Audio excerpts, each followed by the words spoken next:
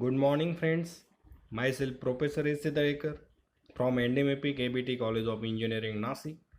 Today, we are going to discuss the important topic Diffie-Hellman key exchange algorithm. Whitefield Diffie and Martin Hellman devised an amazing solution to the problem of key agreement or key exchange in 1976. This solution is called as the Diffie-Hellman key exchange or agreement algorithm. Now we'll see what is the basic about the encryption and the decryption. So encryption, that is nothing but the conversion of the plain text to the ciphertext, and decryption, conversion of the ciphertext to the plain text. Now there are two aspects related to this process to perform the encryption and the decryption that require the two things. The first thing is that algorithm, and second thing is that key. Now, if you consider the algorithm, so what we require, so there are actually two techniques. Cryptography techniques has two parts. The first one is that symmetric key cryptography techniques, asymmetric key cryptography techniques. If you consider the algorithm and the key perspective, so symmetric key cryptography that require the same key for the encryption and the decryption purpose. And in case of the asymmetric key cryptography, it requires two different keys, one for the encryption and another for the decryption purpose. The beauty of this Diffie-Hellman key exchange or agreement algorithm is that the two parties who want to communicate securely can agree on a symmetric key using this technique. So this key can be used for the encryption or decryption purpose. So however, we must note that Diffie-Hellman key exchange algorithm can be used only for the key agreement but not for the encryption or the decryption of the message. Once both the parties agree on the key to be used, they need to use other symmetric key encryption algorithms for actual encryption or decryption of the message.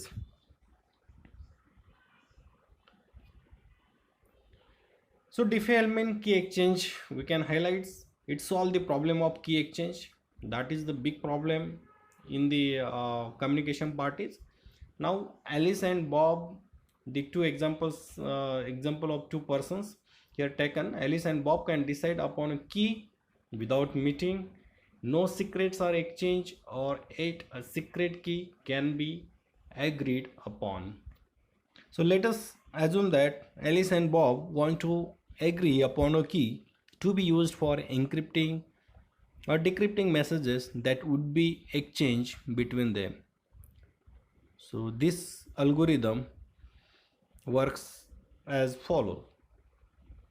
So there are 7 steps we can see. The first step is that firstly Alice and Bob agree on two large prime numbers, n and g. For example, so these two integers need not be kept secret. So Alice and Bob can use an insecure channel to agree on them. Second step is that Alice chooses another large random number x and calculates the a such that a is equal to g raised to x mod n. In step 3, Alice sends the number a to Bob. In the step 4, Bob independently chooses another large random integer y and calculates b such that b is equal to g raised to y mod n. In the fifth step, Bob sends the number b to Alice. Now in this step 6, now computes the secret key k1 as follows. So A now compute the secret key k1 as follows. So k1 is equal to b raised to x mod n. And in the last step, step number 7, in that B now compute the secret key k2 as follows. K2 is equal to a raised to y mod n. Now in the next slide we'll see how this algorithm works with the help of the example.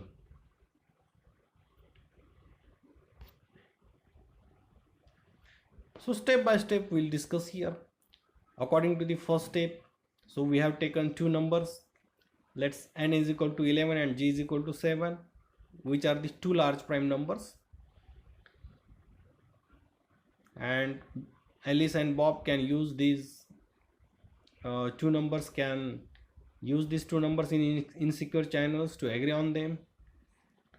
In the second step, Alice chooses another large random number x and calculates the a such that a is equal to 0 raised to x mod n. So let's x is equal to 3, then we have a is equal to 7 raised to 3 mod 11, that is equal to 3 for 3 mod 11, that is equal to 2. Now Alice sends this number a to Bob. So Alice sends 2 to Bob. In the fourth step, Bob independently chooses another large random integer y and calculates the b such that b is equal to 0 raised to y mod n. So let y is equal to 6, then we have b is equal to 7 raised to 6 mod 11, that is 11 7 6 4 9 mod 11, that is equal to 4. So Bob sends the number b to Alice. So Bob sends 4 to Alice. So in this way the a and b is computed and that can be exchanged with them. Okay, so in this step number 6, a now computes the secret key k1 as follows, that is k1 is equal to b raised to x mod n. So while computing k1, so it required the value of b, and that b is already sent by the Bob. So we have k1 is equal to 4 raised to 3 mod 11, that is equal to 64 mod 11 is equal to 9. And in the last steps, b now compute the secret key k2 as follows, and that requires the value of a, and which is already received from the Alice. So in this way k2 is equal to a raised to y mod n. So we have k2 is equal to 2 raised to 6 mod 11, that is equal to 64 mod 11 is equal to 9. So we can see here the step number 6 and the 7. So k1 is equal to 9, and in the step number 7 k2 is equal to 9. So both have the same value, symmetric key cryptography. So it has the same key values 9. So what is the problem with the Diffie-Hellman key exchange algorithm? So one of the popular attack, that is called as the man in the middle attack. It is also called as the bucket brigade attack. Actually this attack is possible against this algorithm. So how it is possible? So we'll see with the help of example. Now Alice wants to communicate with the Bob securely. Let n is equal to 11 and g is equal to 7. So Alice does not realize that the attacker Tom is listening quietly to the conversation between her and Bob. So Tom is an attacker that simply picks up the values of n and g and also forward them to Bob as they originally were. N is equal to 11 and g is equal to 7, and this is shown in below figure. So you can see here Alice initially that chooses the values n is equal to 11, g is equal to 7, and that is actually sent to the Bob in insecure channel, and that's why Tom intercept their communication and also have the same values, n is equal to 11 and g is equal to 7. Now in the next step, now let us assume that Alice, Tom and Bob select the random numbers x and y as shown in figure. As per the algorithm step, so next step is that to choose the random number. So Alice choose the x is equal to 3, Bob choose y is equal to 9 independently. Similar way, the Tom, the attacker, also choose the random number. So instead of 1, it choose the two random number, x is equal to 8 and y is equal to 6. Now based on these values, all the three persons calculate the values of a and b as shown in below figure. So according to the algorithmic steps, Alice calculates the value of a, that is equal to g raised to x mod n. So Alice will have the values, after putting these values will get the value of a is equal to 2. Similarly, Bob also compute the value of b using the formula, that is b is equal to g raised to y mod n, that is 7 raised to 9 mod 11, that will give the 8. Now Alice calculate the value of a is equal to 2 Bob calculate the value of b is equal to 8, right? So similarly, Tom is an attacker, also calculate the values of a and b using their values x is equal to 8 and y is equal to 6. So a is equal to 0 raised to x mod n, so that will give the 9, and b is equal to 0 raised to y mod n, that will give the 4. Now Tom is also having two values, one is 9, that is a is equal to 9 and b is equal to 4.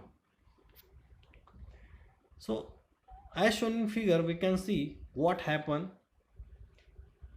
The first step A, Alice sends her A value to the Bob, right? Tom intercepts their communication and instead sends his A, that is 9, to the Bob. So Bob has no idea that Tom had hijacked Alice's A's value, that is equal to 2, and has instead given his A value, that is A is equal to 9, to Bob. So in the next step, in return, what happened? Bob sent his value of b, that is equal to 8, to Alice.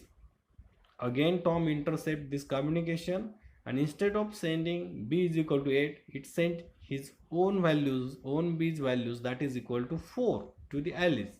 So Alice thinks that this value came from the b, that is Bob, and she has no idea that Tom had intercepted the transmission from the Bob and changed the b. So you can see in figure, so Alice has now a is equal to 2,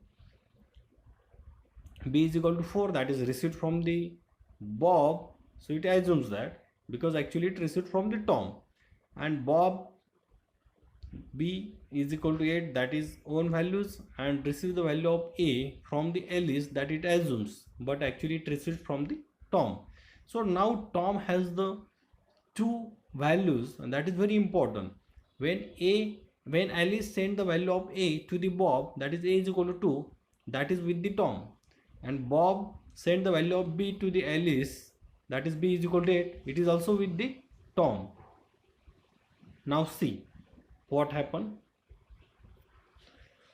Therefore at this juncture, Alice, Tom and Bob have the values of a and b as shown in figure, just we have discussed. Now based on these values, all the three persons now calculate their keys as shown in figure. So according to the algorithmic steps, Alice, Bob and Tom, they calculate the values of k1. So Alice calculate the value of k1, that is equal to b raised to x mod n. So it will give 4 raised to 3 mod 11, that is equal to 64 mod 11, gives the 9. Similarly, Bob also compute the value of k2, that is equal to a raised to y mod n, that is equal to 9 raised to 9 mod 11, that gives the 5.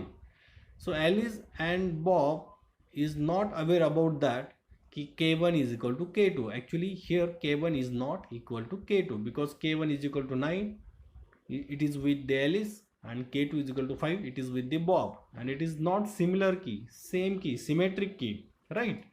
Similarly, the Tom calculates the two values k1 and k2, because it has both the values, that is values a and the b. So based on that values that is received from the Alice and Bob, a and b, so it calculates k1 is equal to 5 and k2 is equal to 9. So when Alice sent any communication, encrypted communication with the k1 to the Bob, so Tom intercept that communication, and Tom is already having the k2, that is equal to 9, it is similar key, and using that key it decrypt that communication, that read the ciphertext, okay, that convert that ciphertext into the plain text, right? When Bob sent any ciphertext, that is encrypted information, which is encrypted using the key k2, that is equal to 5, and sent to the Alice, so Tom intercept that communication, get it, and Tom can read that information, decrypt that information using the value k2, using the value k1, that is equal to 5. So it means that for encryption and decryption purpose, both the values, that is the values is with the Alice and the values is with the Bob, both the values is with the Tom. So in this way, Tom that compromise the communication between Alice and the Bob. In this way, the man in the middle attack can be happen against the Diffie-Hellman key exchange algorithm. Thank you. The slide contents which are taken from the Cryptography and Network Security is written by the Atul Kar.